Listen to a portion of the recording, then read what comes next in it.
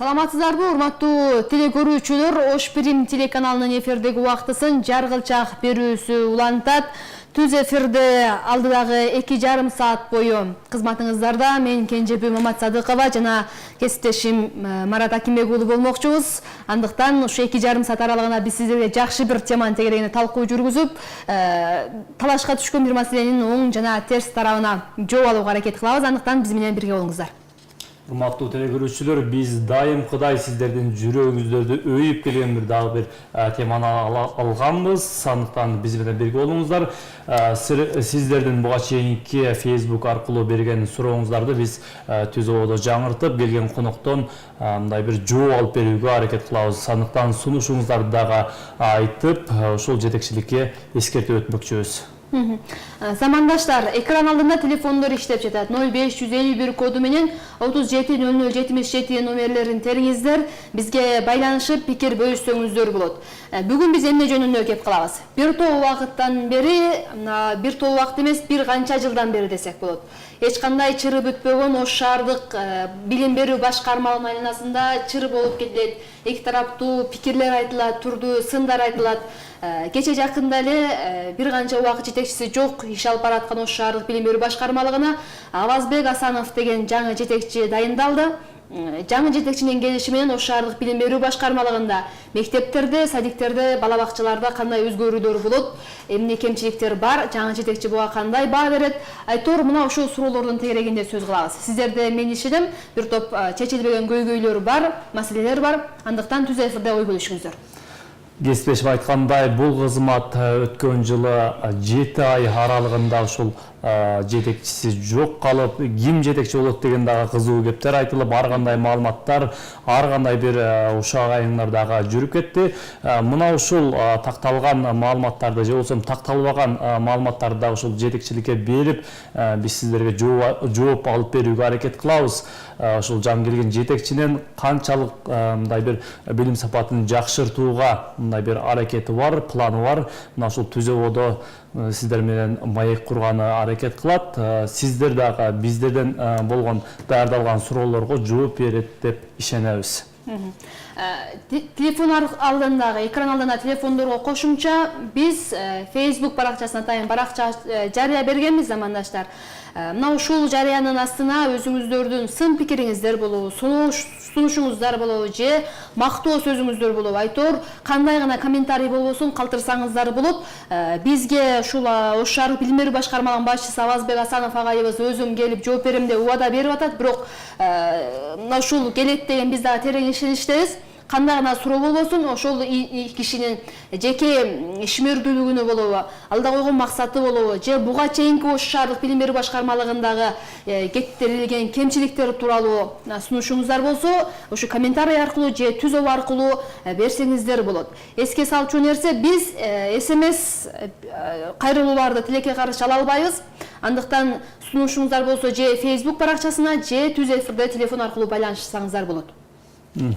Кесиптешим айткандай, теманы сиздерге жарыяладык, сиздерге болгон мүмкүнчүлүктү айтып бердик. Мына ушул мүмкүнчүлүктөр, мына ушул байланыштар аркылуу сиздер биздерге байланышып, мындай бир пикир айтсаңыздар болот. Мына ушул билим берүү башкармалыгынын үстүндө өткөн жылдан бери эле бир катар чырдуу маселелер айтылып келет. Маселен, ушул билим берүү жетекчилиги кызматынын жетекчилиги айланасында, мектептер айланасында, бала бакчалар андагы мыйзамсыз акча чогултуулар, коррупциялык иштер, мына ушул теманын айланасында биз сиздер менен кеп кылмакчыбыз. Билим берүү башкармалыгына тиешелүү болгон бардык маселеңиздерди бүгүнкү эфирден пайдаланып, мындай бир чечүү жолун таап алсаңыздар болот. Замандаштар, бир канча убакыттан бери Кыргызстандын айрым жерлерине кар жаап, кээ бир аймактарда суук болуп, жергиликтүү тургундар бир топ түшүк тартып аткан мезгил, жаздын айынын 20-числосу болуп атканына карабастан, алдыда дагы бир суук аба ырайы күтүлөт деген айрым божомолдор бар. Эртеги күнгө карата 21 март Ноорuz майрамын утурлайт. Аба ырайы менен таанышып алыңыздар, валюта курсу жана базар баасы. Биз кайрадан жолугушабыз.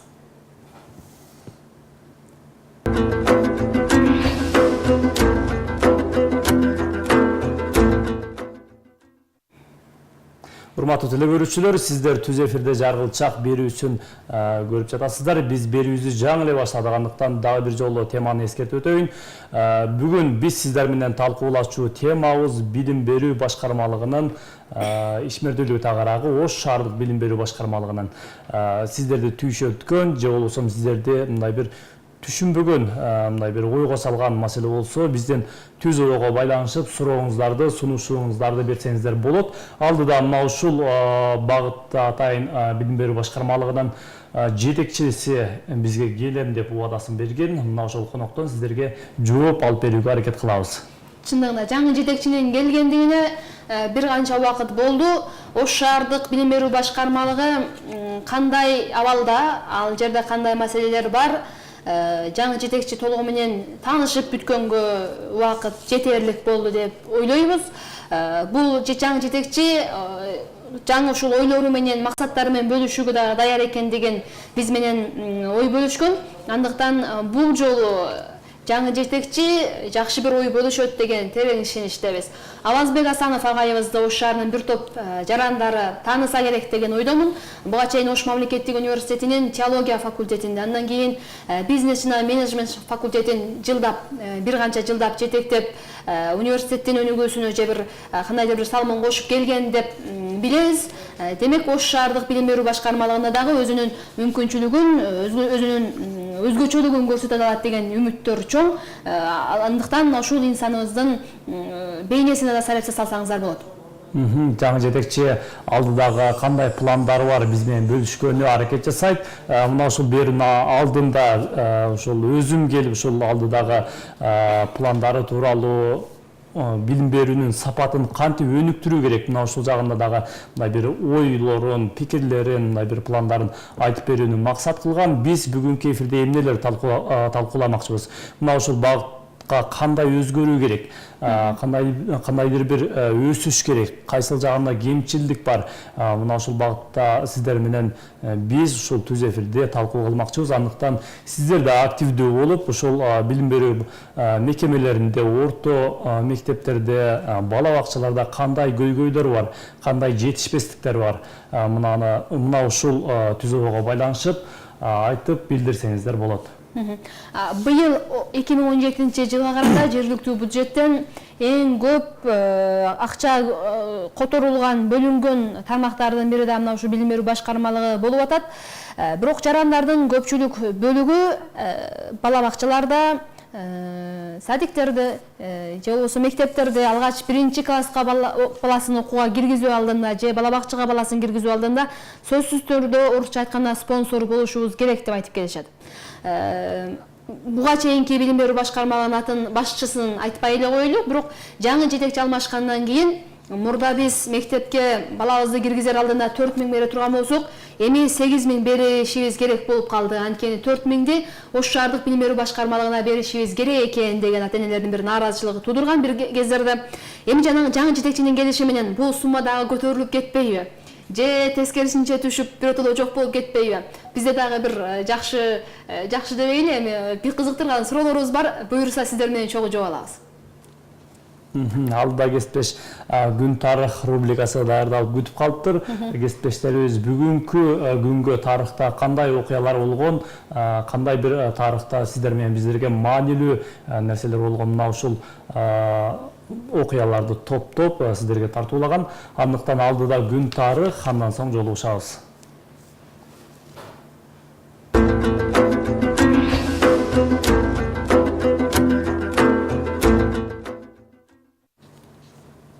Урматтуу теле көрүүчүлөр, сиздерге дагы бир жолу эскертип өтөйүн. Бүгүнкү жаргылчактын темасы Ош шаардык билим берүү башкармалыгынын ишмердүүлүгү. Мына ушул багытта сиздердин дагы мындай бир каалооңуздар, сунушуңуздар болсо, бизге байланышка чыгыңыздар. Биз сиздерди күтүп калабыз. Эскерте кетчү жагдай замандаштар. Сиздер суроону экран алдында турган телефондор аркылуу, тактап айтканда 0551 коду менен 370077 номерлер аркылуу түз байланышка чыгып, суроону түз узата аласыздар. Экинчи жолу бар. Бул Facebook баракчасында Марат Акимбек уулу атайын бир жарыя илген. Мына ушул жарыянын түбүнө комментарий аркылуу сурооңуздарды, сунуш пикириңиздерди калтырсаңыздар болот. Мындан сырткары эгерде мына ушул эфирде көрө албай калдым дей турган болсо, биздин Ош Пирим телеканалынын айрым жерлерде толкуну жетпей калышы мүмкүн. Эгерде өлкөнүн бир кат башка аймактарына же дүйнөнүн башка аймактарында эфирде көрүүнү каалаган болсо, интернет аркылуу бизде мүмкүнчүлүк бар. Ош Пирим KG сайтына киресиздер дагы, ал жерде түз обо берүүсүн бассаңыздар, биз кызматта болобуз. Сиздердин дагы чет өлкөлөрдө туруп сурооңуздар болсо жооп алып берүүгө аракет кылабыз. Кесиптешим айткандай, күн мурунтан биз теманы ушул Facebook баракчабызга жазып, сиздерге сунуш кылганбыз. Бир катар мындай бир тургундардан суроо келип түшүптүр. Көпчүлүгү ушул бала бакчадагы, мектептеги мындай бир коррупциялык иштерде акча чогултмайларды мындай бир мисал кылып жазышыптыр да. Бүгүнкү эфирде көбүн эсе көпчүлүк сурообуз мына ушул теманын алкагында болот окшойт го деп калдым. Буюрса, азыр эмнеден баштайбыз замандаштар? Алдыдагы эфирде биз эмне үчүн эмне жөнүндө кеп калабыз? Бир аз иреттеп айтып берели. Жана кесиптешим айткандай, мындан эмес 7 ай бою Ош шаардык билим берүү башкармалыгы жетекчиси жок ишмердүүлүк жүргүзүп келди. Аларда бир канча Ош шаарынын элине көрүнүп калган, алдыңкы бир лидерлик сапаттары менен же кызмат абалы менен элге көрүнүп калган бир катар кандидаттар дейбиз, педагогтор өзүнүн кандидатурасын койду. Кандидатура жүрүп, өз ара сынак жүрүп атканда дагы шаар калкынын арасында, интеллект адамдардын арасында бир турдуу пикирлер жаралды. Айрым учурларда Ош шаардык билим берүү башкармалыгынын башчысынын кызматтык абалы долларлаган баага чейин жетти деген маалыматтар бар. Жаңы жетекчиси шайлангандан кийин дагы ага нааразы болгон тараптар бар. Айтор, мына ушундан баштайбыз эфирде. Андан кийин албетте ушул сиз берген маалыматты тактап өтөйүн. Бир катар басылмаларга интервью берип, мындай бир ата-аналар бири-бирине өтө бир катуу сындарды айтып келишкен. Алардан бирөөсүн айтып өтө турган болсок, ушул билим берүү башкармалыгына жетекчи болуп келүү үчүн ушул жогору жактагы ишеничтүү адамдарына, ушул сиз айткандай бир спонсорлорго $40 000 бир акча берүү керек экен деп бир көрүнүктүү инсан айтып өткөн экен. Бул албетте канчалык деңгээлде чындык, аны келгенден кийин дагы бир жер мындай тактап сурап көрөбүз деген ойдомун. Бул дагы мен айткан көрүнүктүү инсан дагы ишенимдүү булактарга таянып деп мына ушул пунктты өтө баса белгилеп айткан экен радиолордун биринде берген интервьюсунда. Бул канчалык деңгээлде чындык, башчылар мына ушундай коррупциялык жолдор менен кызматка келип жаткан болсо, аягы кандай болот? Шамал болбосо чөптүн башы кыймылдабайт деген кыргызда бир жакшы сөз бар. Мүмкүн кайсы бир маалыматтын чындыгы да болушу мүмкүн, апартып кошумча алымчасы дагы болушу ыктымал. Бирок канткен болгон учурда дагы бир маалыматты тактап коюу элдин, жалпы бир журналисттердин биз милдетибиз деп эсептейбиз. Андыктан сиздерде дагы жакшы бир жооп аласыздар деген үмүттөбүз.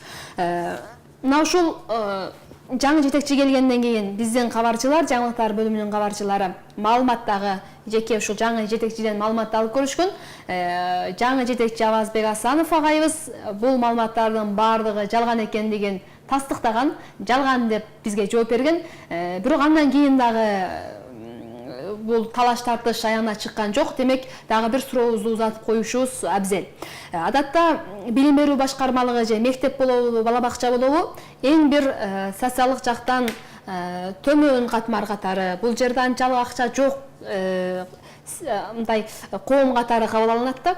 Эми жөнөкөй бир Ош шаардык билим берүү башкармалыгынын башчысынын орду $40 000 бааланып аткан болсо, бул жерде кандай мандем бар? Ош шаардык билим берүү башкармалыгынын негизи орду кандай? Түркүн бир мындай жашыруун бир ойлорду пайда кылат, кызыгууларды пайда кылат. Андыктан биз менен бирге болуп туруңуздар. Кесиптешим айткандай, мага жеке гандай бир жаран катары эле ушул жаңы жетекчи буга чейин бир катар жогорку окуу жайларда мындай бир жетекчилик кызматтарды аркалап келген, шаардык кеңеште депутат болуп келген, мындай бир шаардагы көрүнүктүү инсандардын бири, мындай бир саясий фигуралардын бири десек деле болот. Бирок мына ушундай адамды Ош шаардык билим берүү башкармалыгы эмнеси менен кызыктырды? мен мына ушул суроону бергим келип турат. Келсе мен ойлойм ушул суроого так жана анык жооп алууга аракет кылабыз. Бул кишинин жогоруда көрүүчүлөр айтып өткөндөй, социалдык тармактарда талкуу кылгандай, ушул коррупциялык схемаларды, акча чогултмайларды, мыйзамсыз акча чогултмайларды канчалык деңгээлде жоя алат.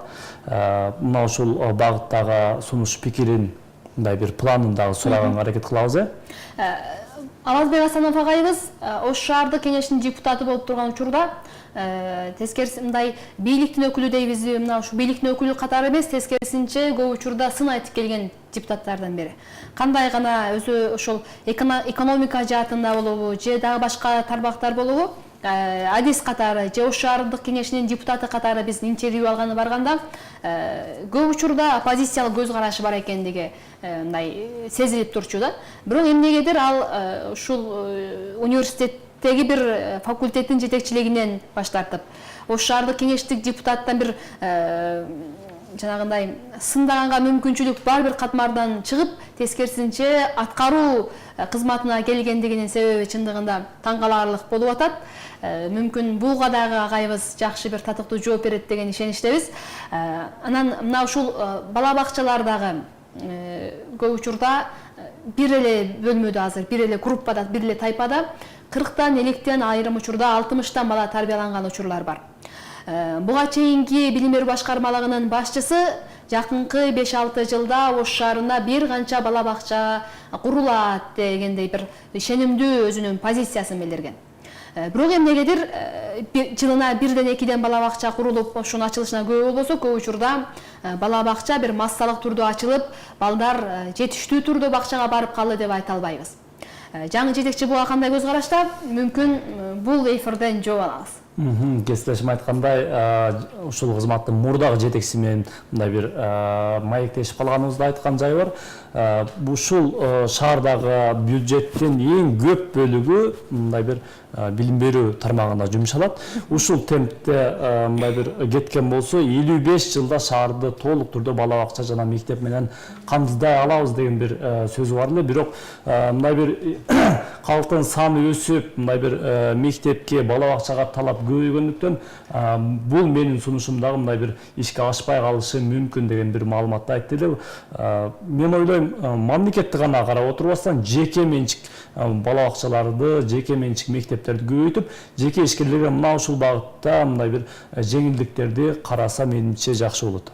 Жергиликтүү бийлик өткөн жылы бир жеке ишкер менен биргеликте бала бакча ачып, мына ушундай багытты көздөйбүз деп өзүнүн бир пикирин, позициясын билдирген. Мүмкүн жаңы жетекчи дагы мына ушул позицияны колдошу мүмкүн. Дагы бир маселе, замандаштар. Ош шаарындагы мектептердин абалы, билим берүүнүн сапаты, жаштардын билим деңгээлинин сапаты. Мына ушулдагы учурдагы бир эң бир көйгөйлүү темаларга айланды. Сырттан караганда эми жаштардын билими да, жаштардын ушундай да деп биз анчалык көңүл сыртында калганыбыз менен бул келечектин, биздин Кыргызстандын келечегинин көрсөткүчү деп айтсак болот. Кезинде университетте студенттерди тарбиялап аткан агай эми окуучулардын билим деңгээлин кезинде сынаган учурлары бар, бизге аябагандай сапаты, билим деңгээли төмөн студенттер келет деген позициясын билдирген учурлар болгон. Эми мектептердеги окуучулардын билим деңгээлин кандай көтөрүүгө аракет кылат? Буга дагы жооп алабыз. Азыркы учурда Ош шаарында эле 20 миңден ашык жаш нарселер бала бакчага барбайт экен.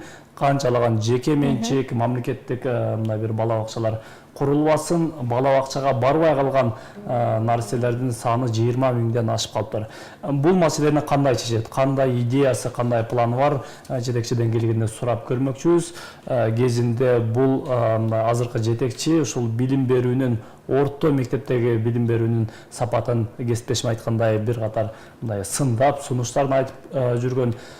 Балким мына ушул сындарды жоюп, мындай бир кандайдыр бир план киргизип, жаңы идея, сунуш киргизип, мына ушул багытта иш алып бараттыр.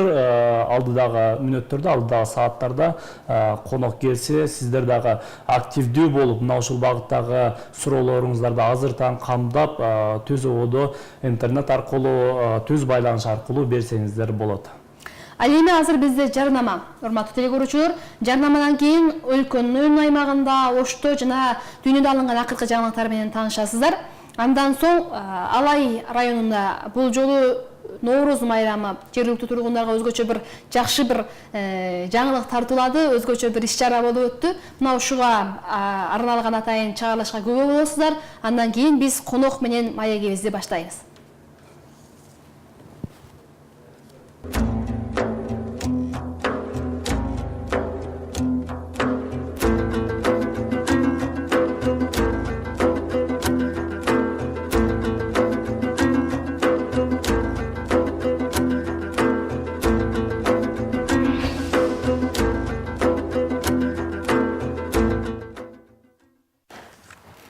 Урматтуу теле көрүүчүлөр, биз берүүбүздү улантабыз. Коногубуз студияга келип отуруп калды. Ош шаардык билим берүү башкармалыгынын башчысы, жетекчиси Авазбек Асанов агайыбыз. Агай, куш келипсиз студиябызга. Биз бүгүн бир топ учурдан бери Ош шаарынын элин талкуусунан түшпөй келаткан Ош шаардык билим берүү башкармалыгы андагы маселелер, көйгөйлөр, жеңиштер тууралуу кеп кылайлы деп ниет кылып отурабыз. Кудай буйруса биздин жана теле көрүүчүлөрдүн суроолоруна жакшы бир жооп берет деген үмүттөбүз.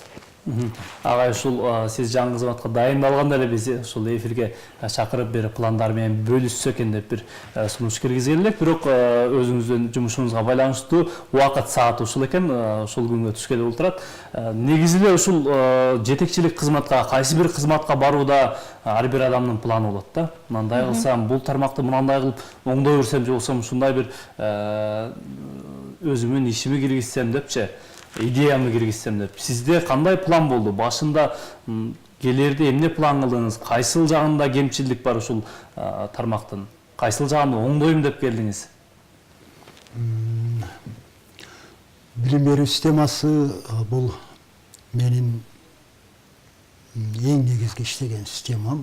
Бүт өмүрүм ушул билим берүү тармагында өттү. Ошондуктан бул шаардык билим берүү башкармалыгы, шаардагы мектептер, шаардагы бала бакчалар жана алар менен болуп аткан проблемалар мен үчүн жат эмес. Андан тышкары мен ушул Ош шаарында шаардык кеңешке 3 жолу депутат болдум. Ошо депутаттык туруктуу комиссияларда иштегенде, депутат катары иштегенде дагы мен негизинен шаардагы билим берүү системасынын проблемалары менен иштедим, мектеп проблемалары менен иштедим. Ошондуктан депутат катары балким бул системага мен көбүрөөк сунуш бердим, балким көбүрөөк сын айттым дегендей. Анан ушул акыркы мезгилде ушул билим берүү системасынын акыбалы жөнүндө талкуулар болгондо өзүбүздүн фракцияда дагы, ошо шаардык кеңеште дагы талкуулар болгондо мен көбүрөөк сунуш айтып, ушундай болуш керек эле деп ойлоруму, пикирими кеңири билдирип жүргөндүккө байланыштуу ушул орун бошоп, ким барыш керек дегенде менин идеялаштарым, менин чөйрөмдөн сен ушуга бар, конкурска катыш деген сунуш болду. Мен ойлонуп көрүп, аны туура кабыл алдым, ошондуктан конкурска катыштым. Анан эми насип экен, ошо конкурстан өтүп, ушул ишке келип отурам. Эми максаттар тууралуу айтыңыз, агай. Ушул конкреттүү түрдө кандай кадам таштайын деп атасыз? Максат, эң негизги максат бирөө. Бул шаардагы билим берүү системасында окуучулардын жана тарбиялануучулардын ошо алып жаткан билиминин, тарбиясынын сапатын жогорулатуу. Негизги максат ушул. Билим берүүнүн сапатын жогорулатуу. Калган бардык ишибиз, бардык аракетибиз ушу менен тегерегинде болот. Материалдык база дейбизби, же башка тармактар дейбизби, ушу мектептерде жүргүзүлүп жаткан спорт, маданий иш-чаралар дейбизби, билимди өркүндөтүү дейбизби, бардык айланып келип бир гана максатка багытталган. Бул ошол мектепте окуп жаткан окуучунун билим деңгээлин сапаттуу, жогорку деңгээлде жеткизүү. Бирок мындай да айтып келе да, максат жакшы, бирок конкреттүүлүктү көпчүлүк учурда теле көрүүчүлөр күтө беришет. Кимдир бирөө айтат, мектеп, бала бакча жок, ошондуктан сапаты начар деп. Кимдир бирөө айтат, биздин мугалимдер учурдагы талапка жооп бербейт, ошон үчүн сапат начар деп. Сиз эмнеден баштайсыз? Биз бала бакчаларды, мектептердин санын көбөйтөбүт деп күтүшүбүз керекпи, же мугалимдер такыр башка система менен жумушка алынып, такыр башка бир система менен иштеп калат деп күтүшүбүз керек? Кайсы тармак? Моюнга ала турган болсом, ушул экөөнү тең деп айта албайм. Мен чечмелеп берейин. Биринчиден, бала бакчаларыбыз акыркы мезгилде шаарда 5 бала бакча курулду. Акыркы мезгилде курулду. Бул азбы көппү? 20 жыл курулган эмес. Ага салыштырганда биз жакшы куруп атабыз.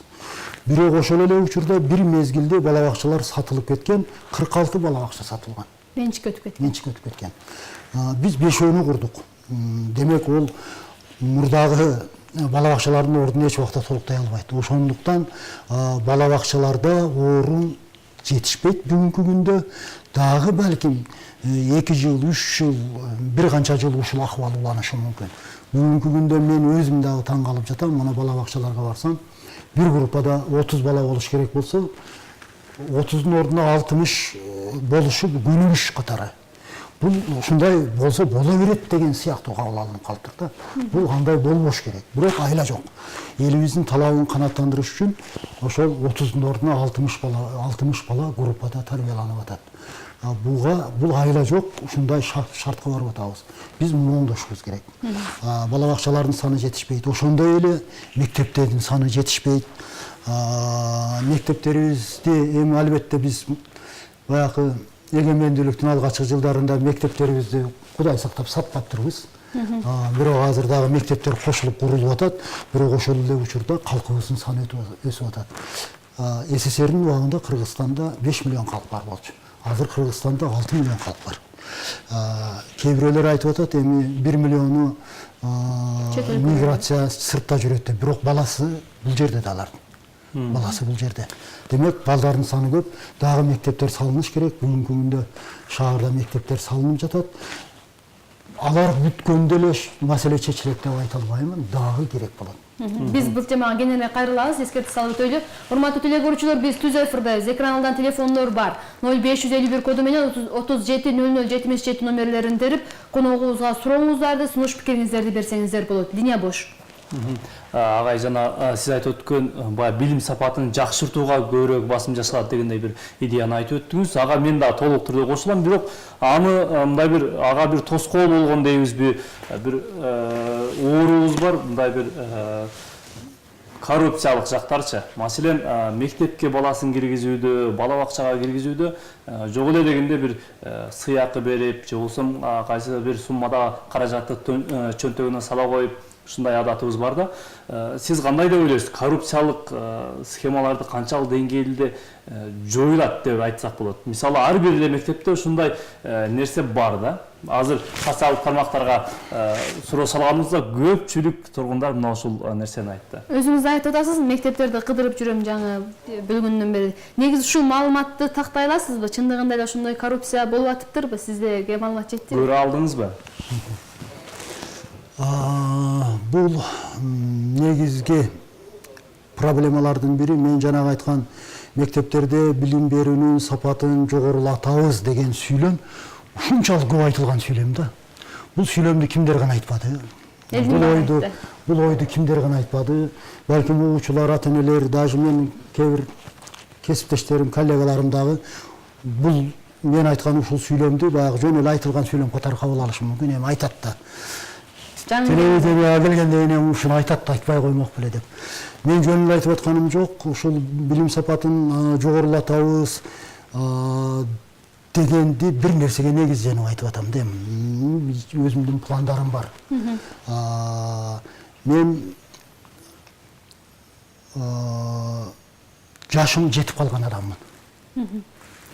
Мен бул жерге кокустан келгеним жок. Мага бир өзүмдүн ички дүйнөм аркылуу, чөйрөм аркылуу маселе коюлган. Ушу аз да болсо Ош шаарындагы билим берүү системасын оңдош керек. Мүмкүн болушунча алдыга жылдырыш керек деген. Мен ушул милдетти кандайдыр бир келечекте карьера үчүн жасабайм. Менде андай ой жок. Менде бир гана конкреттүү ой турат. Колумдан келишинче, билимим жетишинче, тажрыйбам жетишинче, бир кадамбы, эки кадамбы ушу шаардык билим берүү системасына кадам жасайм деген.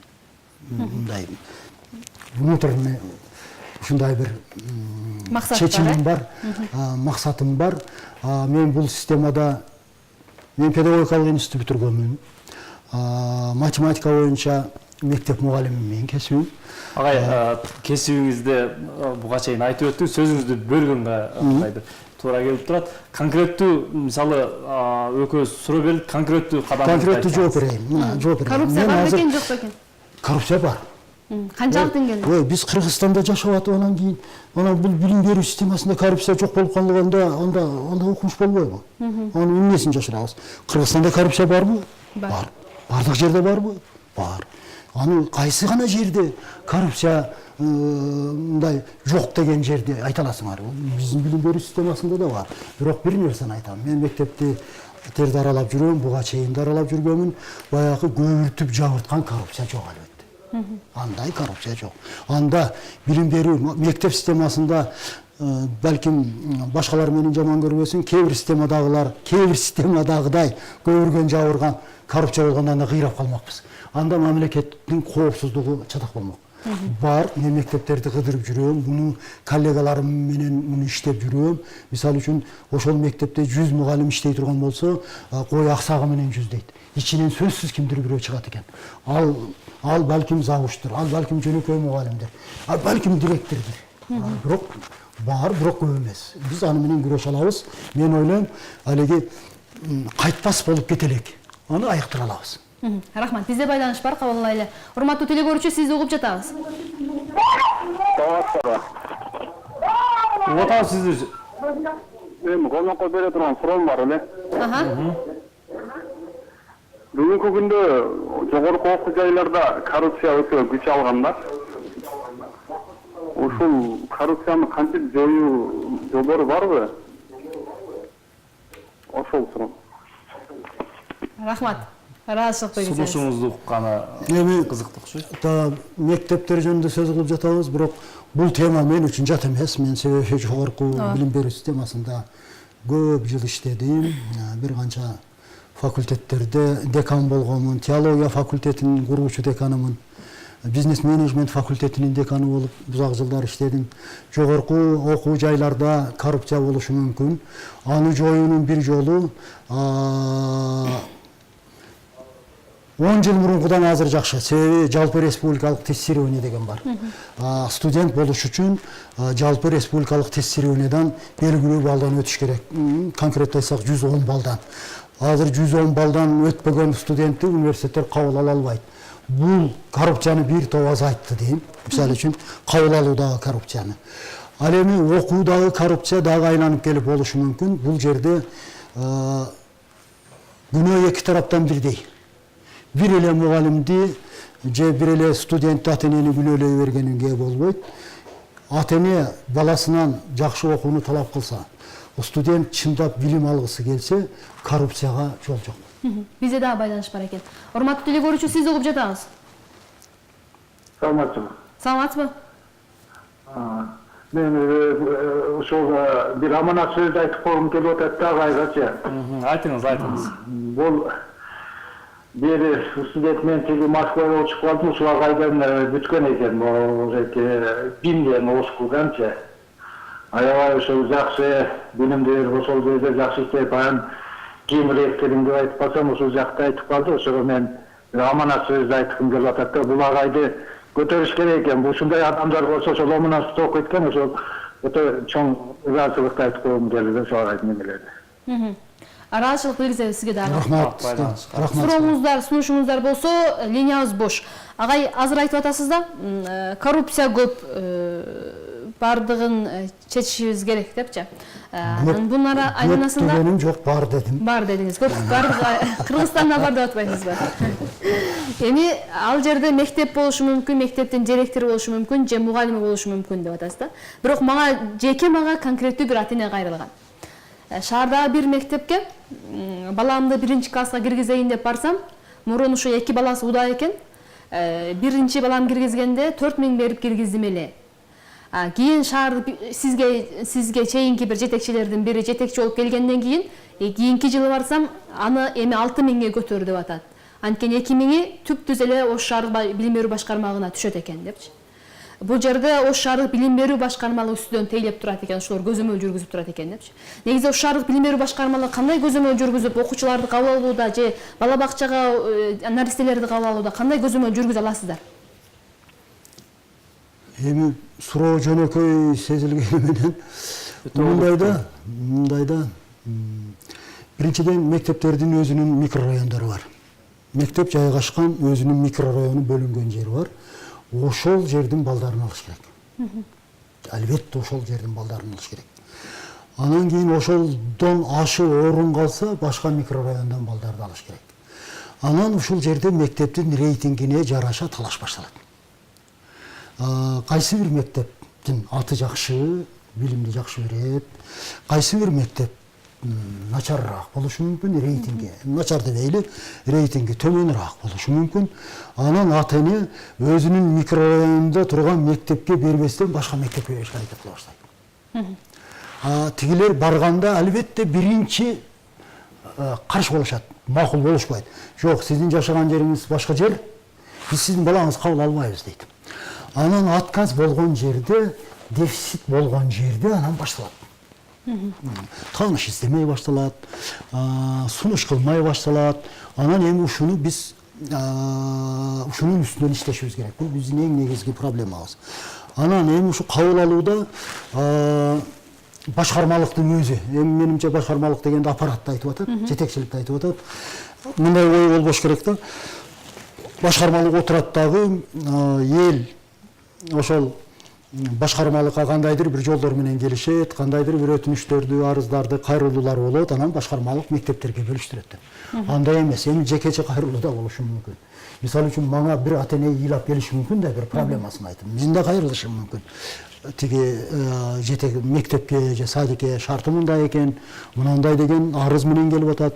Буга көңүл бурушуңар керек, мыйзам чегинде кабыл алгыла деп айтышым мүмкүн. Анан атак бөлүштүрүп коюп отурган нерсе жок башкармалыкта. Мектептин өзүндө чечет, садиктерди өзүндө баягы живой очередь компьютерде турат, сайтта илинип турат. Ошонун негизинде болот. Бирок очередь бар жерде, Дагы ошо кыргыздар бар жерде бирдекелерге аракеттер болушу мүмкүн. Эми биз ошону жоюшубуз керек. кантип жоюбуз ага? Анын механизмдерин мен мындай бир четинен айтып берейин силерге. Бир-эки кадам жок деген. Ооба, мен көп картам ачпайын, бир-эки кадамды айтып берейин. Эми өзүңүздөр ойлоп турасыздар да, муну жое турган кадам популярдуу кадам эмес. Элге жаккан кадам эмес. Туурабы? Мындай ишти жое турган кадамдарга каршы көп болот. Мына биринчи кадамыбыз. Мындай деп атабыз азыр. Ош шаардык билим берүү башкармалыгында, ушул башкармалыкка караган мектептерде мектеп мугалимдеринин деңгээлин билишибиз керек. Биз азыр баары жакшы, кыйын деп атабыз. Тажрыйбалуу деп атабыз, башка деп атабыз. Анан баары жакшы, бирок результат анча эмес. Эмне кылышыбыз керек? Ал үчүн биз мектептин мугалимдеринин деңгээлин билишибиз керек. Биз азыр мектеп мугалимдерине мен кайрылуу жасадым. Келиңиздер. Менин сунушум бар, колдоп бериңиздер. Мен эң жакшы предметниктерди билишим керек. Мисалы үчүн айтып атам. 10% эң жакшы предметниктерди билишим керек. Ошолордун фамилиясын аныкташым керек. Кайсы мектепте экендигин аныкташым керек. Алардын стажын аныкташым керек билгенден кийин. Анан ошолордун тажрыйбасын жайылтышым керек. Мен ошолорго таянып, сиздерге, калгандарга жардам беришим керек.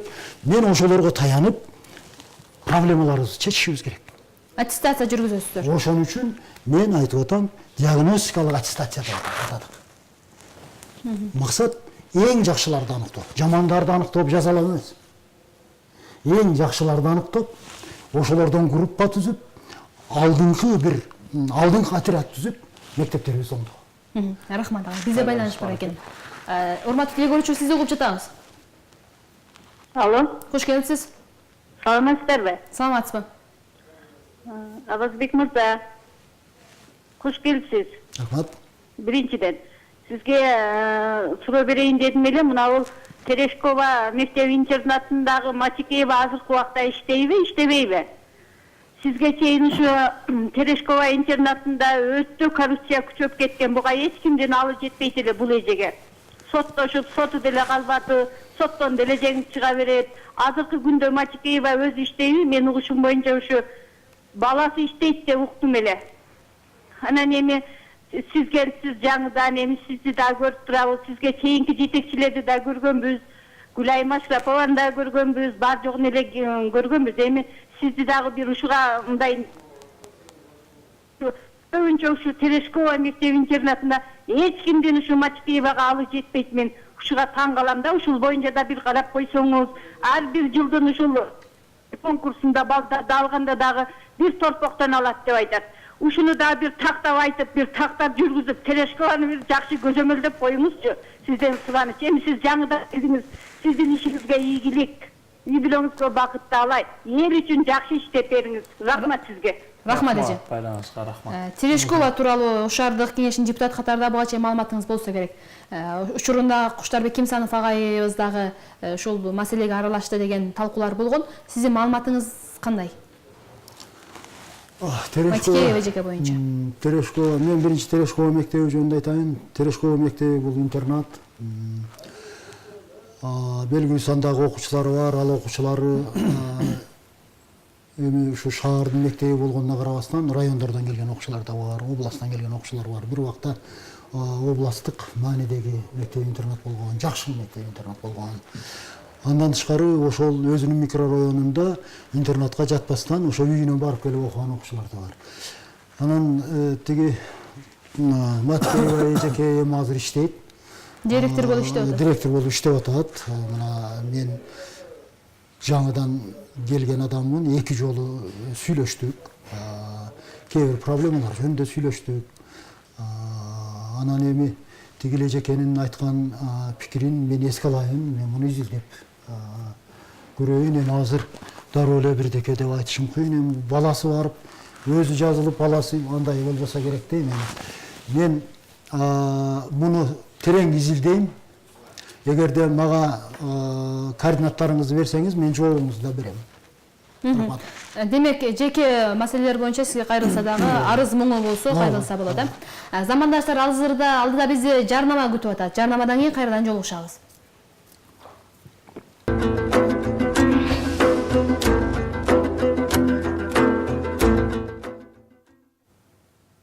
Урматтуу телекөрүүчүлөр, биз түз эфирдеги берүүбүздө Ош шаарындагы билим берүү сапаты мына ушул багытта кеп кылып жатабыз. Сиздерде дагы суроо сунуштар болгон болсо, экран алдындагы телефондорго байланышып суроо узатсаңыздар болот. Дал ушул учурда бизге байланышка чыгып калган көрөрман бар экен, кабыл алып коелу. Алло, саламатсызбы? Биз сизди угуп атабыз. Алло, саламатсыздарбы? Саламатчылык. Мен суроом деле жок эле. Агайды көрүп, токунданып, агайга саламдуу айтканы чыкты. Саламатсызбы агай? Агай илгери Ош пединститутунда иштегенде студент элек. Математик мугалим эле. Агайды жакында эле көргөм, телевизордон, азыр түз эфирден чыккандыгына пайдаланып, агайга иштерине суроом жок мен. Иштерине ийгилик каалайм, ден соолук каалайм. Илгери биз билгендей, биз мындан 30 жыл мурун бүткөнбүз, 80-жыл бүткөнбүз. Институт. Ошон үчүн агайды ошол абдан бери билет элек, көрүп толкунданып атабыз. Сизге окшогон кадрлар келип, билим берүүнүн сапатын, билим берүүнүн алдыга жылдырбаса болбойт агай. Сиздин тажрыйбаңызды, сиздин билимиңизди пайдаланып калышыбыз керек. Чынбы? Ошон үчүн мен сизге каалоом жакшылык болсун, ишиңиз ийгиликтүү болсун. Ош билим берүүнүн билим берүү системасын алдыга жылдырыңыз. Жакшы күндөрдө жолугушайлы. Билим сиздин Рахмат, байланышка. Ыраазычылык билдиребиз. Ыраазычылык билдиребиз, байланышка рахмат. Агай, ыраазычылыктар бир топ эле айтылып жатат. Буга чейинки ишмердүүлүгүңүздө мындай жыйынтык чыгарышып, мен дагы бир мындай бир көйгөйлүү маселени айткым келип турат. Маегибизди бургум келип турат.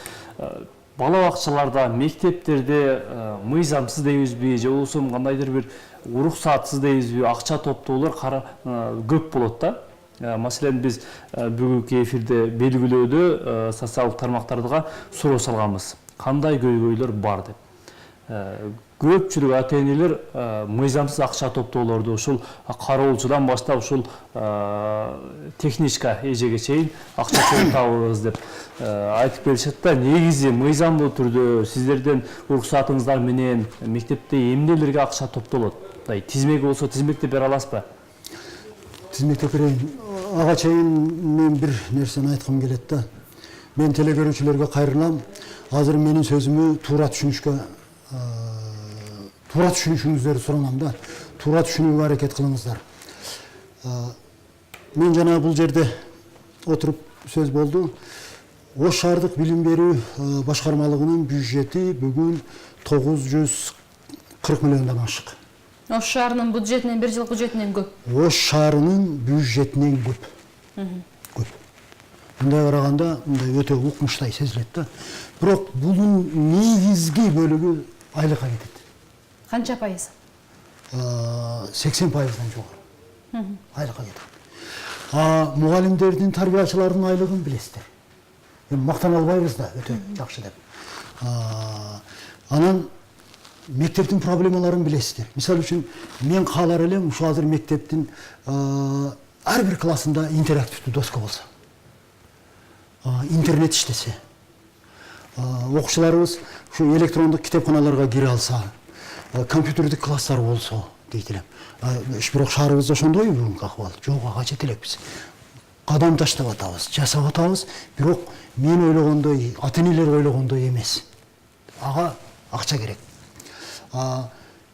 Шаарыбыз мектептерибиздин ремонтуна мына мен айтайын, быйыл мисалы үчүн шаар тарабынан бир канча мектебибиз ремонт болот, жылытуу системасы жаңыдан курулат, башка бир курулуштар жүрөт. Андан тышкары башкармалык өзү дагы ушул мектептерде бир 7-8 миллиондук ремонт иштерин жасайт. Бул азбы көппү? Аз. Өтө аз. Мектебибизге жардам керек. Мен дагы суранам телекөрүүчүлөрдөн менин суроомду туура түшүнүңүздөр. Мына азыр мечиттер салынып атат. Салышып атат. Ички инвестиция, тышкы инвестициянын жардамында. Андан тышкары жумага намазга барсаңыз, мечиттерге кандайдыр бир жардамдар түшөт. Айтылат, аты белгисиз бир адам мынанча 100 000 сом акча берди. Мечитке мындай кылып кой деп. Ушуга дуа берип коелу деп. Эмне үчүн мечитке эл жардам берип атат? Себеби алар ишенет. Жыйылып кетпесин ишенет. Ошол максатка жетерин ишенет. Мектептин мааниси мечиттен кемби? Мен Кудай алдында күнөөкөр болбойм, бирок мектеп деле ошо мечиттей. Эмне үчүн мектепке жардам беришпейт? Себеби баягы айтылган, орноп калган сөз бар. Мектепке берсең жеп коет. Кеп Биз ушундан кайтышыбыз керек. Ошон үчүн түрдүү жардамдарды ата-энелерден алууга мажбур болсун. Мен даже тамашалап ата-энелер чогулушунда мынтип айттым. Эгерде бир торпоңду малчыга берсең, айына паланча сомдон төлөйсүн, единица саласың, жүктөнүп алып барып, малым жакшы деп кабар аласың, кошомат кыласың малчыга. Эмне үчүн балага келгенде эле 20 сом жыйнап атат, китепке де 15 сом жыйнап атат, кароолчуга да 10 сом жыйнап атат, деп эле капа боло беребиз. Туура, азыркыдай жыйналбаш керек. Мектеп жыйнабаш керек. Мугалим, директор, класс жетекчи жыйнабаш керек. Муну попечительский совет дейбиз, ата-энелер комитети дейбиз. Ошолор жардам берип, ошол жакта аккумуляция болуп, ошолор аркылуу жардам алышыбыз керек. Мен ошондо туура болот эле деп ойлойм. Балким мени менен кимдир бирөө макул эместир, бирок ата-энелер өздөрүнчө балким мектепке жардам бериш керектир. Макул эместердин катарында мен бармын десем да болот да, агай. Маселен, ошол жардам бериши керек деп атпайсызбы? жардам чындыгында эле ошол мектептин бала бакчанын оңдолуп кетишине сарпталып атабы, ошол маселе ошондой болуп атат да. Канчалык Ошол деңгээлде садикте иштеген бала бакчанын жетекчиси эле же бир тайпанын мугалиминин чөнтөгүндө калып атат деп ата-энелер канчалык деңгээлде өз баласына пайдаланат. Канчалык деңгээлде? Сиз мени менен макул болбодуңуз, мен да сиз менен макул эмесмин азыр. Мен да макул эмесмин. Бул жерде ата-энелер күнөөлүү десем кечиресиздер. Ата-энелер туура эмес аракет кылып алган болушу мүмкүн. Топтолгон акча эч убакта садиктин директоруне же башкага тийбеш керек да. Бул ата-энелер өзү чечиш керек. Каяка жумшайбыз, эмне кылабыз? Ата-энелер өзү чечип, өздөрү бул жумушту аткарып бериш керек. Мен ата-энелерден ушуну күтөр элем. Анан акчаны топтоп туруп, тиги бир адамга ошо садиктин кызматкерине берсе, ал балким ак жүрөгү менен эле кылып аткандыр. Бирок баары шек сынайбызда жеп койду деп. Баары кимдир күбө чыгат, баары жеп койду деген. Ошон үчүн, ошол шек сыноо болбосун үчүн мен ойлор элем, ата-энелер жардам беришти. Ата-энелер комитети, камкорчулар кеңеши, ата-энелер фонду деп түрдүү формаларда бар да. Ушундай мектептер, ушундай бала бакчалар бар, ушундай уюмдар, ата-энелердин уюмдары өтө жакшы иштеп аткан мектептер бар. Бар, бирок Анан мыйзамсыз деп жана сөз кылдыңыздар, мыйзамсыз акча топтоп жаткан учурлар дагы бар. Мен өзүм мисал кылып айтайын. Мына садикте баланын тамагына 500 сом төлөнөт. Ай сайын 500 сом бериш керек ата-эне. Жылына 544 сом ремонтка бериш керек. Буну ушундай мыйзамыбызда ушундай деп айтылып калган, ата-эненин каалоосу менен деп. Эми бардык эле ата-эне каалап бере бербейт экен да. Ал азыраак топтолот. Бирок 500 сомду бардыгы беришет. 500 сом бир айга 20 сомдон тамак болот. Бирок ага мамлекеттин тараптан дагы тамак ашына бөлүнөт да. Мамлекеттен 10 сом. Болду. Башка жок. Ата-энелер ойлошу мүмкүн. Мен 500 сом кошумча берип атам, мамлекет очойтуп акча берип атат деп. Жок. Андай эмес. Шаардык бир балага шаар 10 сом берет. Ошондо 30 сом дейли. 4 маал тамакка 30 сом эмне болот? Биз маселени коюп атабыз. Ошто гана ушундай. Бишкекте 800 сом, мына жаныбызда турган Кара Сууда 650 сом, башка бир райондордо 600 сом, 700 сом ар түрдүү. Эң азы Ошто 500 сом. Биз кайрылып атабыз эми. Ата-энелер деле макул сыяктуу. Эми ичинен нааразылар бар. Жок, эми өзүнүн баласынын ден соолугун караш керек эми. Бир күндө 20 сомдук тамак жеген бала ал кандай бала болушу мүмкүн? 3 маал тамак. Бирок ушул жерде мыйзамсыз бир аракеттер болуп кетип атканын мен да байкап атам. Мына жаңы келдим. 500 сом эмес, балким 600 сом топтоп атат. Мисалы, мен жана айтып өтпөдүмбү? Кароолчудан баштап ошол жерде тазалаган жумушчу эжелерге чейин баягы айлыгына, башка жагына каражат топтогон убакыттар болот деп бир катар ата-энелер ушул социалдык тармактарда бизге суроо беришти да. Бүгүн эртең менен эле бул теманы жарыялаганбыз. Негизи аларга сиздер тараптан айлык бөлүнөбү? Мисалы, билим берүү башкармалыгы тарабынан кароолчуга же башкага мугалимдерге же ага дагы ата-энелер топтоп бериш керекпи? Кароолчуга айлык төлөнөт. Бул кароолчу түнү мектепти кайтарат. Күндүзү ал кароолчу турбайт. Күндүзү баланын кирген чыкканын текшерип, жат адам кирип атабы, кандай болуп атат, буга ата-энелер жардам беришип атышат. Ата-энелер ошол кароолчуларды кармашып атышат. Жанагы мыйзамдуу уюмдар аркылуу кароолчуларды жалдап ата-энелер иштетишип атат. Биз түнкү кароолго акча төлөйбүз. Анан эми муну кандай дейбиз эми? Мыйзамдуу дейбизби? Мыйзамсыз дейбизби? Кандай дейбиз эми? Айрым мектептерде ата-энелер колдогон учурлар бар. Сөзсүз түрдө колдоого арзый турган учурлар дагы кездешет. Жок деп айтпайбыз. Агай, бирок маселен моундай болуп атат да. Ата-энелер комитети, ата-энелер чечет деген менен бизде байланыш бар экен, каалабасак болбойт. Бир топтон бери күтүп атат. Урматтуу телекөрүүчү, сизди угуп жатабыз. Алло, саламатсызбы? Саламатчылык угуп атабыз сизди. Ben суроо берейин дегем. Бериңиz. Мен мына быйыл сентябрь эмес, октябрь айында мына жетиген мектебинде сиңдим окууга киргизгенбиз да. Анан формага 4000 алган, партага 5000 алган. Бергенбиз. Бирок ол партага 3 адамдан отурушат экен. Анан тилекке каршы жаңы жылдан кийин сиңдим кайра окуудан чыгып алды. Шатканан хакка байланыштуу. Бирок формада жок, форма берген жок. Акчасын сурасак, бизге бербейт деп канча жолу кайрылдык акчагачы. Же партанын акчасын да бербейт, же форманын акчасын да бербейт, же форма өзү да жок да. Ошону кандай алсак болот? Мунун жарасы жеңил, мага түз кайрылыңыз, мен чечип берем болмаса. Демек Ош шаардык билим берүү башкармалыгына келесиз, жетекчиликке кайрылсаңыз. Мага кайрылыңыз түз. Эгерде мына ошол сыяктуу мыйзамсыз иш-аракеттер боло турган болсо, агай, кимге кантип кайрылышы керек? Кандай кадам Ишеним ташаш керек? телефондор барбы? Кантиш керек? Ишеним телефону бар. Мен мынтип айтар элем, мага кайрылып да жатышат, түз эле кайрылып жатышат. Мындай суроолордон бар мага күндө кайрылышат. Менин телефонумду берейин, ошого кайрылышсын. Эстеп калыңыздар, же кандай жеткизесиздер. 0777 50 77 41.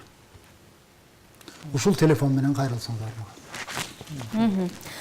Эми агай жанагы суроону мен улайын деп атам да.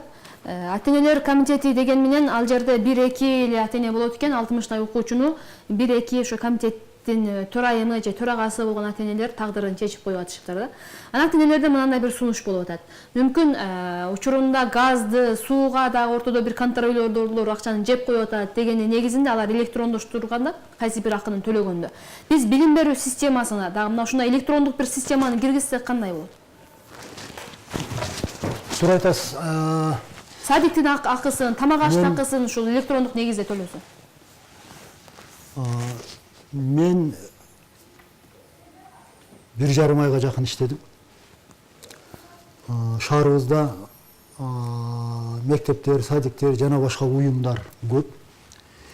Мен азыр 80%-ин кыдырып бүттүм да. Дагы 20%-ине бар элек турат.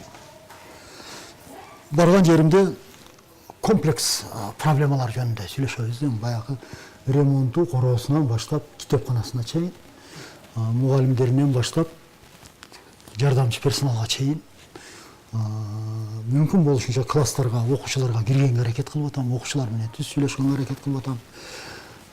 Эми мына ушундайда жанагы ата-энелердин комитеттери менен дагы тапсам сүйлөшүп атам.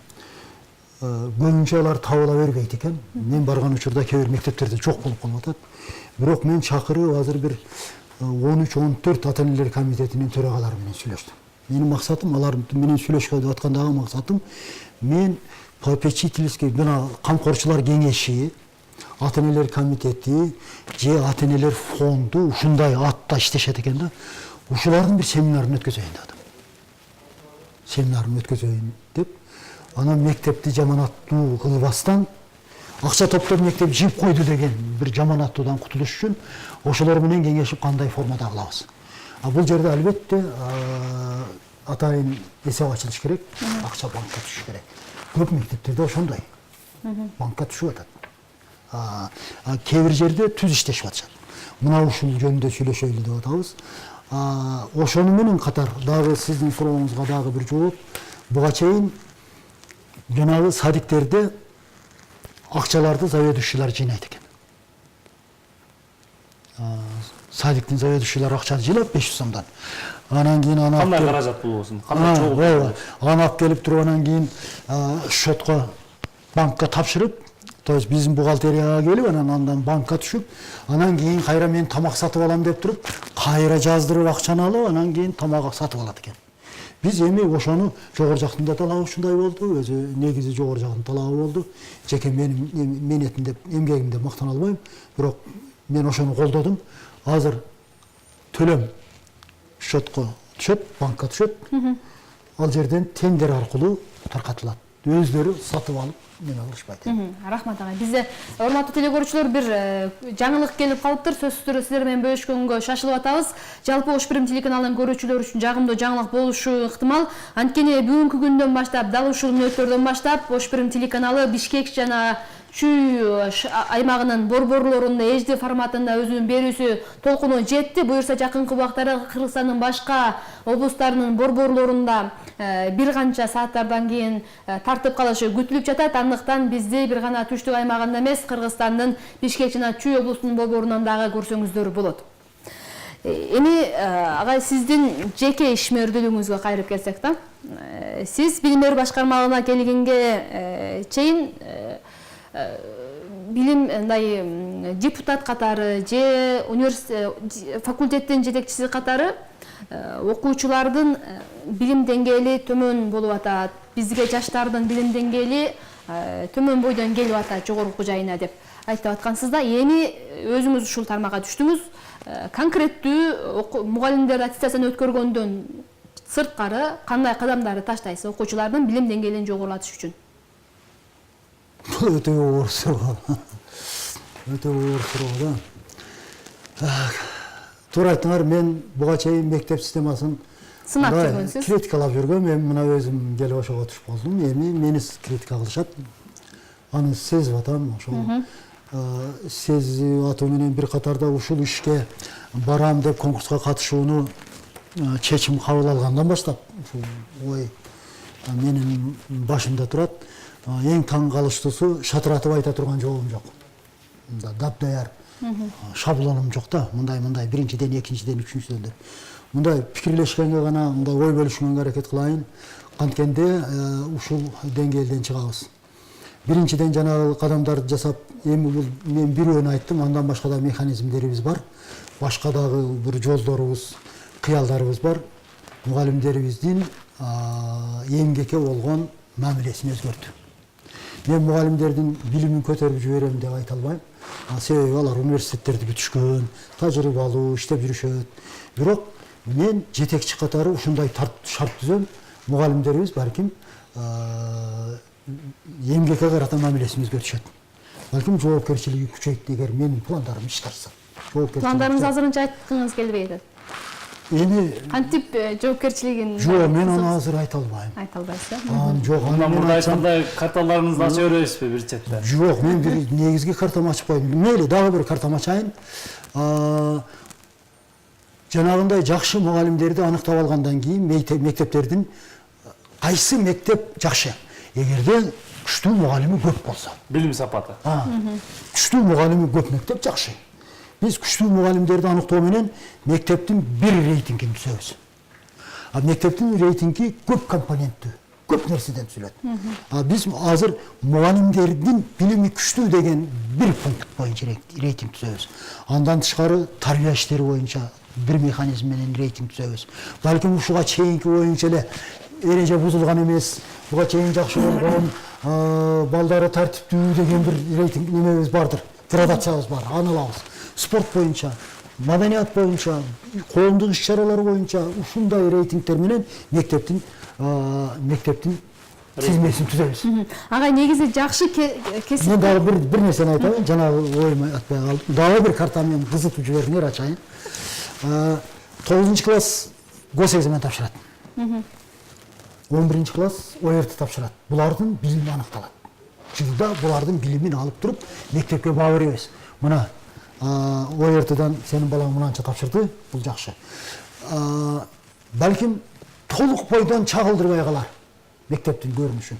Ошондуктан биз эгерде мектептин жетекчилери, жамаат, коллектив, менин кесиптештерим мени колдосо, ушу апрель айларында 5-6, 7, 8, 10 класстын окуучуларынан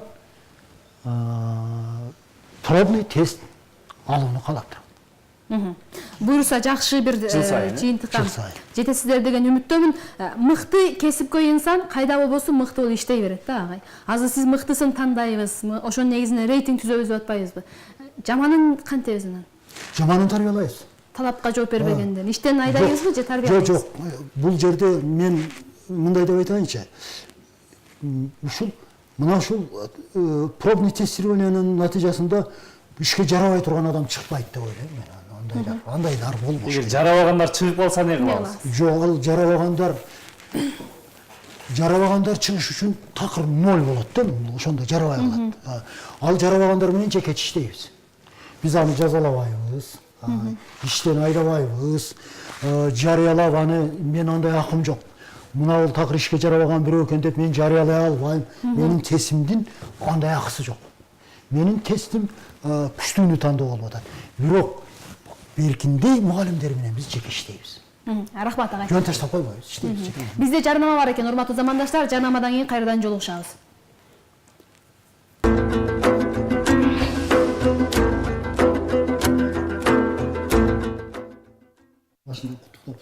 Урматтуу телекөрүүчүлөр, биз берүүбүздү улантабыз. Бизде Ош шаардык билим берүү башкармалыгы тууралуу кененирээк маалымат берүү үчүн аталган башкармалыктын жетекчиси Алазбек Асанов агайыбыз келип сиздер үчүн маек куруп берип атат.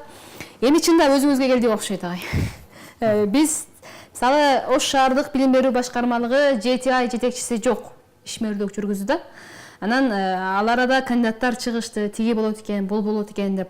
Коомчулукта алдын ала эле сиздер ошол экзамен тапшыраар алдында эле баягы министрликтин жетекчиси жыйынтыгы чыкканга чейин эле коомчулукта мына ушундай түшүнүк жаңылык пайда болду. Алазбек Асанов жетекчи болот экен Ош шаардык билим берүү башкармалыгына деп. Анын арасында ак үйдө бир тааныштары бар экен, ошолорго сүйлөшүп алыптыр, алдын ала чечилиптир. Силер аракет кылбасаңар деле, кылсаңар деле Асанов жетекчи болот деп сөз тараганда. Жетекчи болдуңуз чындыгында. Эмне деп жооп бересиз? Элдин пикирине. Эгерде силер айткандай болгондо мен 7 ай күтпөй эле дароо жетекчи болуп калмакмын да. Андай эмес экен да. Кыйынчылык менен келдим. Ошондо элдин айткан сөзү шамал болбосо чөптүн башы кыймылдап айт деп айтып атышат да. Билбейм. Буга мен жооп бере албайм. Бул мен жооп бере турган суроо эмес да бул. Маселен агай, менде бир кызык суроо пайда болду да, ушул кесиптешим айткан маалыматты уккандан кийин сиздин мындай бир резюмеңизди карап көрсөк деле, жогорку окуу жайда жетекчилик кызматтарда иштеп жүрдүңүз, шаардык кеңеште депутатсыз, мындай бир саясий фигура катары көрсөк болот сизди шаардык мэрияда, деги эле Ош шаарында. Бирок Ош шаардык билим берүү башкармалыгынын эмнеси кызыктырды сизге? Эмне себептен келип калдыңыз? Бул жерде толгон токой көйгөй болуп аткан болсо, маселе болуп сиз өзүңүз айткандай, жашыңыз да бир топко барып калды, мындай бир карьерный мындай тепкич кылам десеңиз деле, бул мындай сиздин деңгээлиңиздеги кызмат эмес да менимче. Мен бул маселеге суроого башында бир жооп бердим эле, бирок дагы кайталайын. Азмаз түшүнбөсүк болуп калды окшойт. Силер айткандай, мен шаардык кеңеште 3 жолу депутат болдум. 3 жолу тең 12 жыл да, бул 3 жолу деген сөз, 12 жыл деген сөз. 12 жыл ушул билим берүү системасынын проблемалары менен тыгыз иштедим.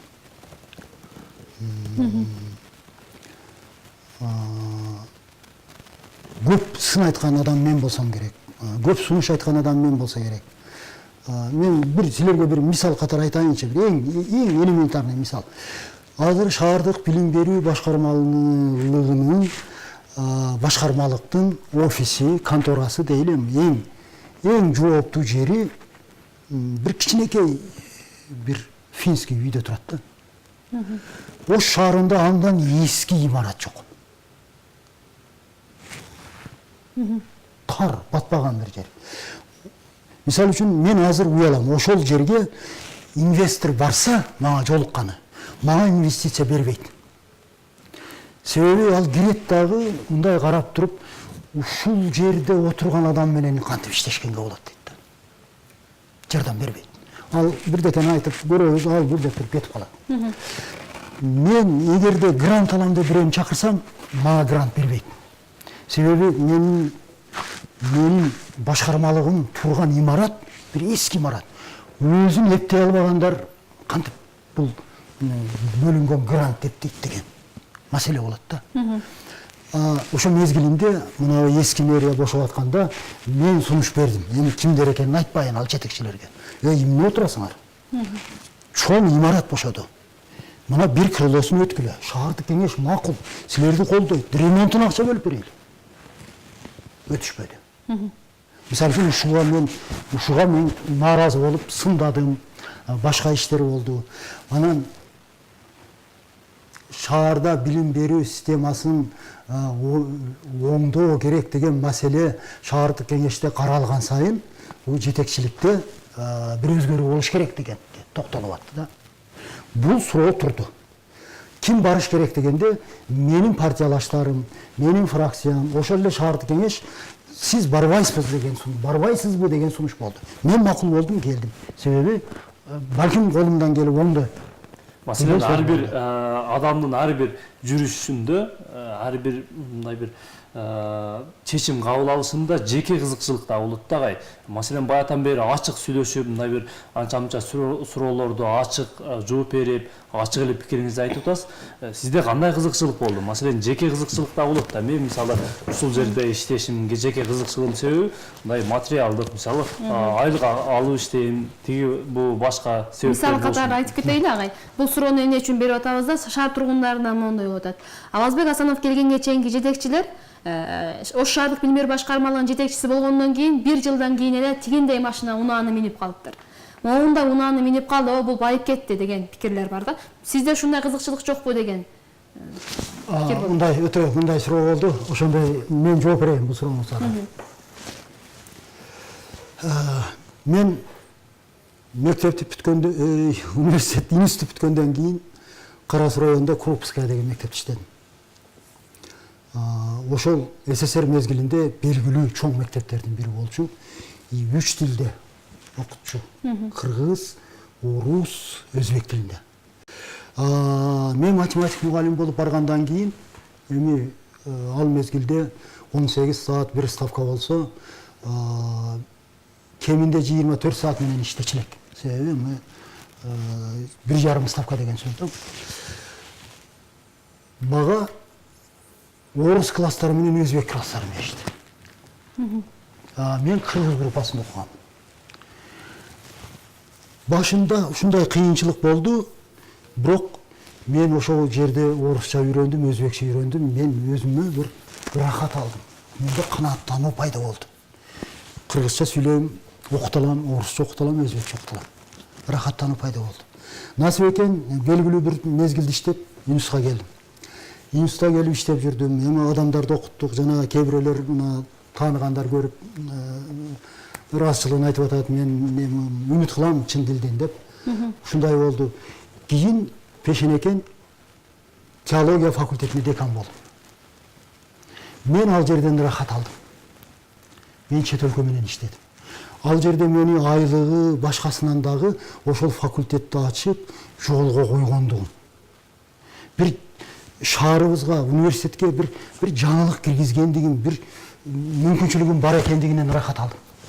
Кийин бизнес менеджмент факультетинде иштедим. Мен ал ортодогу проректор болдум, башкасын айтпайм. Мен бул жерде дагы бир рахат алдым. Себеби Кыргызстанда экинчи болуп эл аралык көз карандысыз аккредитациядан өткөздүм факультетти. Азыр Кыргызстанда 3 гана факультет аккредитациядан өткөн. Бири ушу бизнес менеджмент факультети. Мен жетекчи болуп турганда. Калган бир да факультет көз карандысыз аккредитациядан өтө элек.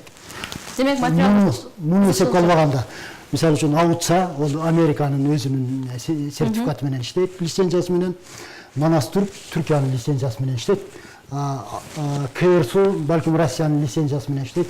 Калгандарда мындай көз карандысыз тышкы эл аралык аккредитациясы жок. Мен андан рахат алдым. Рахат алуу менен бир катарда эми мен көп жыл иштедим. Бала чакам Кудайга шүгүр. Менин айлыктарым жакшы болуп иштеп аттым. Мен айылда үйүм бар. Кичи мекенимде. Шаарда үйүм бар. Жакшы машина минип жүрөм. Жакшы машина минип жүрөм. Билгендер билет. Мен бул жерден дагы бир рахат алсам деп келдим. Бир өзгөрүү кылсам, бир кадам жасасам, рахат алсам деп келдим. Мен ошол кызыктырат. Жооп бере алдымбы суроолорго? Жооп бере алдыңыз. Бирок дагы бир суроону пайда кылыңыз да. Могул билим берүү башкармалыгына койгон Кыргызстандын билим берүү башкармалыгынын башчысынын орду $40.000 чейин көтөрүлдү деп Кыргызстанда абройлуу эле эл ишенген бир маалымат сайттары, маалымат булактары жазып чыгышты. Мен ойлойм, журналисттер асмандан алып же жерден алып бир нерсени Өзүңүз деле окусаңыз окусаңыз керек. Сиз өзүңүз дагы окусаңыз керек. Албетте. Бул маалыматтын канчалык деңгээлде чындыгы бар? Ошондой ставка коюлду. Эгерде ушуну ауырайлуу бир маалымат булагы айткан болсо, мен кыжалатмын да ошол абройго.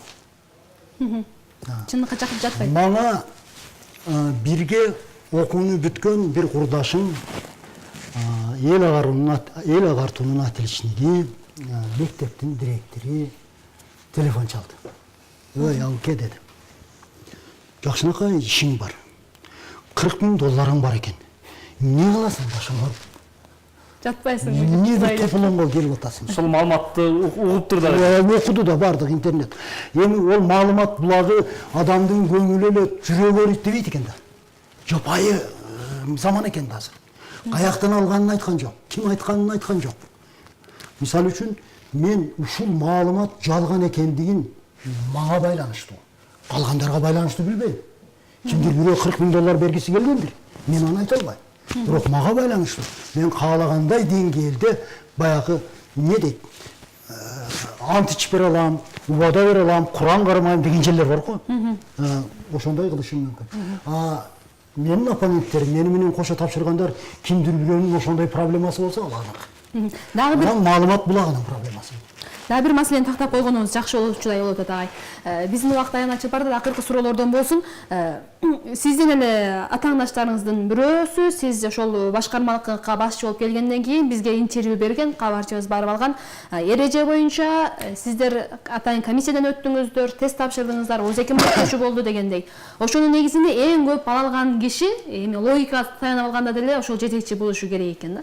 Бирок сиздин балыңыз бир аз төмөн болсо дагы сизди министрлик тандап алгандыгынын себеби эмнеде деп түшүнсөк болот? Бул кабыл алуу мен жогоруда айткандай 3 этап менен болду.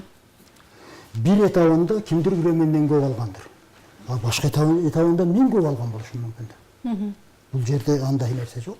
Маселен агай, ушул жерде дагы бир мындай түшүнбөгөн суроо, сынактын баштапкы этабында, биринчи этабында ушул эрежелер, ушул адиске болгон талаптар башка болуп, маселен, орто мектепте мынанча жыл иштеш керек, мынанча жыл жетекчилик кызматта болуш керек дегендей бир шарттар бар экен эле, бирок кийинки аягында мындай тандоо болчу турларында ал өзгөрүп, ошол мектепте иштебесе деле боло берет, жетекчилик кызматтарды аркаласа деле боло берет, мындай бир жалпы кесиби мугалим болсо болот деген билим берүү тармагында болсо, билим берүү тармагындагы кесиби болсо болот деген бир программа өзгөрүп кетти деп ушул сынакка катышкандар айтып жүрүштү да. Негизи сиз кандай сынак тапшырып атканда ошондой беле негизи?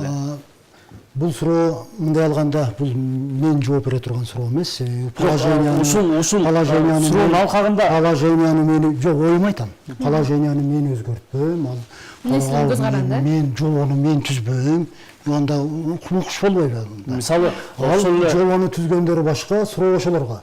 Анан жанагы сиздин айтканыңыздай мектепте иштебесе да боло берет, мындай болсо да андай эмес. Маселен, ошол сиз менен биргеле сынакка катышкан жарандардан айтып жүрүштү да, ошол жобону кийинки өзгөртүлгөн жобону карап көрсөк, баардыгы эле ошол Авазбек Асановго мындай ылайык келген жобо болуп калыптыр, ыңгайлашып калыптыр. Аны тигилерден сураш керек, менден эмес. Кийинки чыгарылышта Кудай буйруса сурайбыз, жооп алганга аракет кылабыз.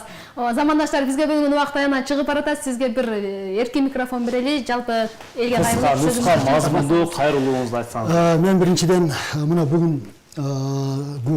бүгүнкү түз эфирден пайдаланып, шарт ушундай экен, жаңы бир чоң байрамдын астында турабыз. Эртең улуу күн, Ноороз, жаңы жылдын башталышы. Мен жалпы эли журтубузга, анын ичинде айрыкча Ош шаарынын тургундарына, өзүмдүн билим берүү системасында чогойм деген кесиптештерге жаңы жылда бир жакшы ийгиликтерди каалайм, жакшылыктар болсун, эли журтубуз тынч болсун, билим берүү системасы. Мен өкүлү болуп бул түз эфирде чыгып кыялданып пландарымды айттым. Илайым ошолор ишке ашсын, балдарыбыздын билим сапаты жогору болсун, менин кесиптештеримдин, мектеп мугалимдеринин ден соолугу чың болуп, үй бүлөлөрү тынч болуп, иштери ийгиликтүү болсун. Сиздерге чоң рахмат. Рахмат. Сизге да рахмат. Урматтуу замандаштар, бүгүн Ош шаарындагы билим сапаты тууралуу маек куруп бериш үчүн Ош шаардык билим берүү башкармалыгынын жаңыдан жетекчи болуп келген Алазбек Асанов агайыбыз болду. Убагында чындыгында биз сизди студент болгон учурда да декан катары бир топ жакшы иштерди кылганыңызды көрүп, билип жүрөбүз. Мындан ары да мындан ары да жакшы бир ийгиликтер болот деген терең ишеничтебиз. Убактыңызды бөлүп, азыр Ош шаарындагы жалпы билим берүү системасы менен толук тааныша электигиңизге карабастан биздин сунушубузду четке какпай келип бергениңиз үчүн ыраазычылык билдиребиз. Аман болуңуз. Чоң рахмат. Замандаштар, биз сиздер менен коштошобуз. 2,5 сааттык эфирде кызматыңыздарда мен Кенжебек Маматсадыкова жана кесиптешим Марат Акимбекұлы болду. Биз бүгүн Ош шаарында билим берүү башкармалыгынын иш аракеттери тууралуу кеп кылдык. Улуу аралык ичинде биз менен бирге болгонуңуздар үчүн ыраазычылык билдиребиз. Аман туруңуздар. Рахмат.